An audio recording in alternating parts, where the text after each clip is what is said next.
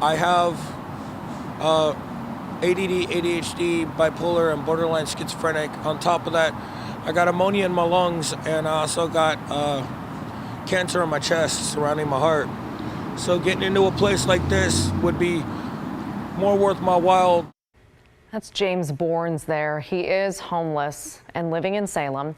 And tonight, he's glad, he says, to see his city making progress in addressing the housing crisis. Now, we do want to know, we talk a lot about what the city of Portland is doing to address homelessness. So tonight, let's talk about Salem. And more bluntly, let's talk solutions.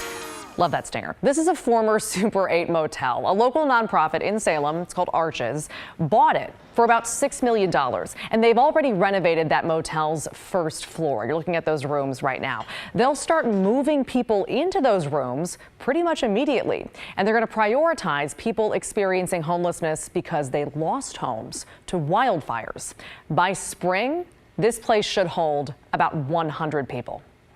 All right, so that in mind, let's take a step back and recap just how needed this is, like how dire the housing crisis in Salem really is. City officials estimate there are about 1,100 people experiencing homelessness in Marion and Polk counties. As of this summer, that same area had about 400 shelter beds.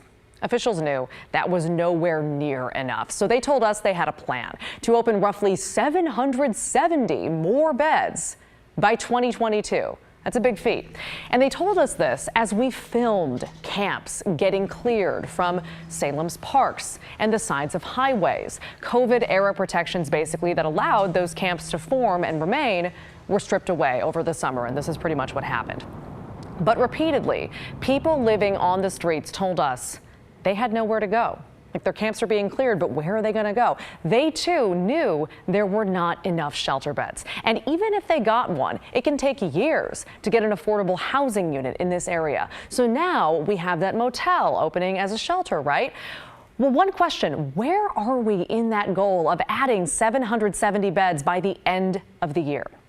Well, tonight, city and state officials who were at that motel couldn't tell us exactly, and that includes Governor Kate Brown. She was there, and granted, we would not expect her to know the details of Salem's shelter bed count because, but it is irrelevant whether or not we would, because today she reportedly refused to take questions from reporters.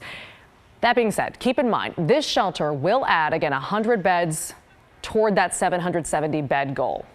Let's keep going, though. Back in July, we also covered the opening of this new Union Gospel Mission men's shelter. That one added 140 beds. So now we're at about 240. We also recently showed you this sanctioned homeless village.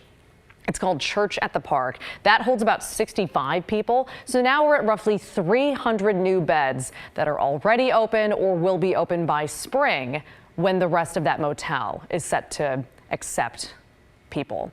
And that's kind of the new headline of this story. City officials in Salem tell us they still anticipate the area gaining 770 new shelter beds, but it won't happen by the end of the year.